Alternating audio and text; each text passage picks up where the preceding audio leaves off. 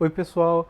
Agora que nós já estudamos o que é ciência, o que é lógica, o que é retórica, é hora de pensar em ferramentas para conseguir usar isso de forma prática.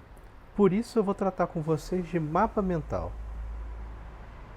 A motivação para essa aula é que planejamento é fundamental.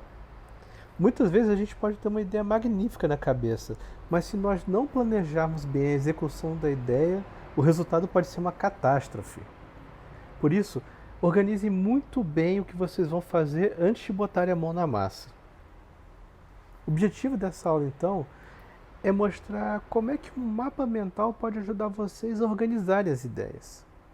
Porque é muito fácil se perder. Todo mundo aqui que já fez pelo menos uma iniciação científica sabe o quanto é difícil desenvolver um projeto de ciência. Só que os mapas mentais podem ajudar a gente nisso. É uma das minhas ferramentas favoritas. Vamos tratar disso então com exemplos concretos. Como é que seria um mapa mental de um projeto então, que é o foco aqui dessa disciplina? Lembra daquele marimbondo visitando uma flor de sempre viva? A gente poderia se perguntar, qual é a relação entre o marimbondo e a planta? Lembra daquela diferença entre fato e interpretação? O concreto é que o marimbondo está pousado na flor. Mas será que ele produz algum efeito sobre essa planta?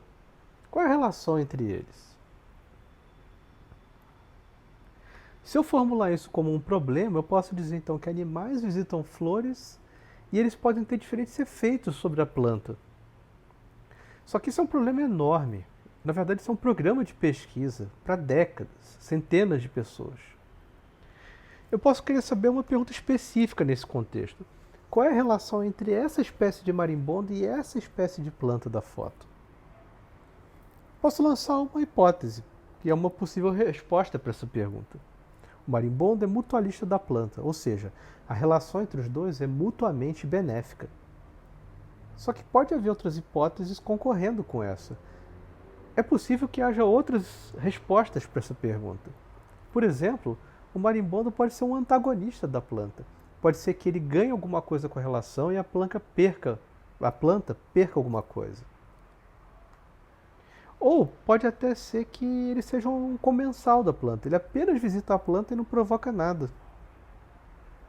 Ou seja, pode ser que não tenha um efeito nem positivo nem negativo sobre a planta. Só que muitas vezes é difícil a gente trabalhar com várias hipóteses ao mesmo tempo. Ainda mais se é um projeto de mestrado, por exemplo, que você só tem 2 anos para desenvolver. O ideal é que a gente conseguisse fazer uma inferência forte, ou seja, trabalhar num arcabouço conceitual em que você testa hipóteses concorrentes. Mas na falta de recursos, seja verbo ou seja tempo, às vezes a gente tenta apostar em uma hipótese que parece ser a explicação mais plausível para aquele fenômeno de interesse. Vamos supor que eu quero trabalhar com a hipótese de que o marimbondo é mutualista da planta. Eu tenho que saber em quais premissas a minha hipótese está baseada. Por exemplo, eu vi o marimbondo tocando estruturas reprodutivas da flor. Além disso, eu sei que essa espécie de planta não se autopoliniza. Beleza, eu tenho premissas aí que me ajudam a sustentar a hipótese. Só que, como eu falei para vocês lá naquela aula anterior, não dá para testar uma hipótese diretamente. É preciso derivar previsões a partir da hipótese e aí sim testar essas previsões. Porque as previsões são operacionalizadas, ou seja, eu transformei coisas abstratas em medidas concretas. Eu posso tecer uma previsão, por exemplo, de que se o marimbondo é mutualista da planta, então depois de uma visita a flor vira fruto. Eu posso também prever que se o marimbondo é mutualista da planta, então ele vai visitar mais de uma planta individual. Já que a planta não se autopoliniza, ele precisa levar o pólen de um indivíduo para outro. E além disso, além de produzir um fruto depois da visita, as sementes têm que ser férteis para eu poder realmente considerar isso como um mutualismo. Estão vendo que a hipótese era uma coisa muito abstrata, teórica. O marimbondo é um mutualista, isso é conceitual. Já as previsões tratam de coisas operacionalizadas, medidas concretas, termômetros desse fenômeno. Isso então é um mapa mental de projeto. É assim que eu recomendo que vocês organizem as ideias de vocês antes de sequer começar a dimensionar o tamanho da coleta de dados, ou pensar em teste estatístico, ou análises quantitativas. Na verdade, fazendo um bom mapa mental, vocês vão reparar que os métodos quase que brotam das previsões. Se a previsão está clara, o método para resolver fica bem mais fácil de ser definido. Eu posso também fazer mapa mental de análise. Imagina que eu já executei o projeto e agora eu estou pensando nas relações entre as variáveis que eu estudei. Que nem, por exemplo, nesse artigo que foi derivado do meu mestrado, lá no Pleistoceno. Eu queria entender reprodução de morcegos. E eu achava, por exemplo, que fatores como consumo de frutos, produção de frutos, temperatura do ambiente influenciavam quando os morcegos se reproduzem. Além dessa influência direta que cada variável tinha sobre a reprodução, eu também supus que haveria influências das variáveis entre si, criando caminhos indiretos até a reprodução. Isso, então, é um mapa mental que me ajudou a colocar as ideias em ordem para entender que tipo de análise eu deveria usar para resolver essa questão. É muito parecido com o que a Teresa Giannini fez no paper dela e de colaboradores de 2015. Eles estavam estudando, então, como é que a estrutura de redes de polinização é influenciada por espécies de abelhas nativas e invasoras. Daí vocês veem, a Teresa e os colaboradores dela separaram as espécies que são nativas das invasoras, por exemplo, a Apis é invasora e a Trigônia nativa, tinha ali os fatores ambientais, e com isso eles queriam ver como é que a centralidade dessas espécies influenciava métricas que definem a estrutura da rede. Eu posso também fazer mapa mental de um grupo de pesquisa. Por exemplo, esse é o mapa mental do meu laboratório. É um mapa mental que mostra a relação entre todos os assuntos que a gente investiga e como é que os projetos dos diferentes membros do laboratório se relacionam a esses assuntos. Na verdade, eu posso fazer um mapa mental até para resolver burocracia. Olha só isso daqui. Isso aqui é uma preciosidade. É o mapa mental que eu tive que criar para poder tomar posse do meu primeiro emprego de carteira assinada. Meu primeiro emprego acadêmico de carteira assinada, que foi como pesquisador em uma universidade da Alemanha. Vocês podem ver aqui em preto as instituições e órgãos que eu tinha que acessar e que eu tinha que me comunicar com eles. Em azul, vocês veem formulários e documentos que eu precisava para poder tomar posse do cargo.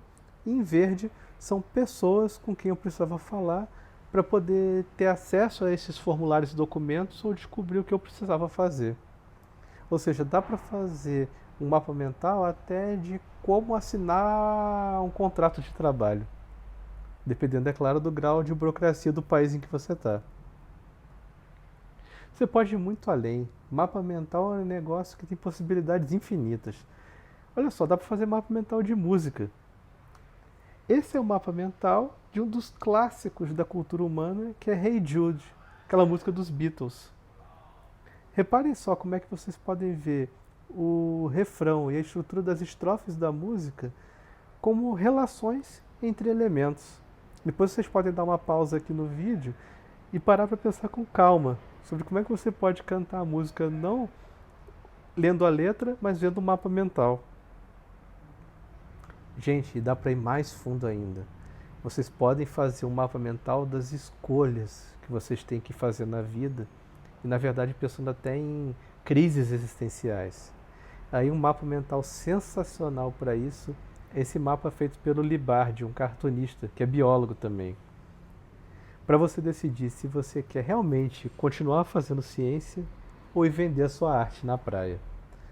Também, deem uma pausa aqui nesse slide e vocês vão se divertir muito lendo os detalhes desse mapa. Como é que eu faço então um mapa mental?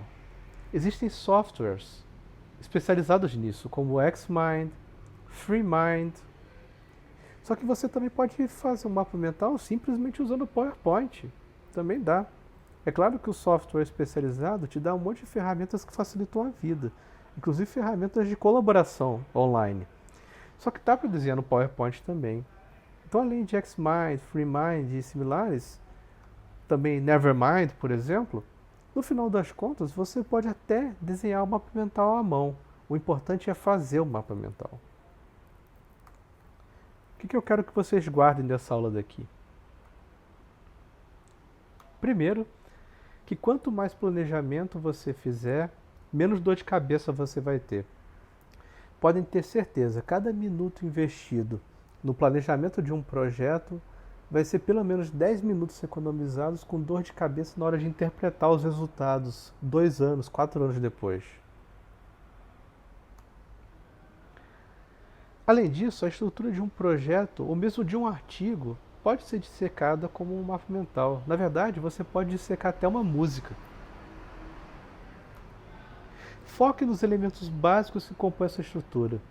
Uma primeira versão de um mapa mental pode ser como um brainstorm. Você pode ali botar tudo que está passando pela sua cabeça.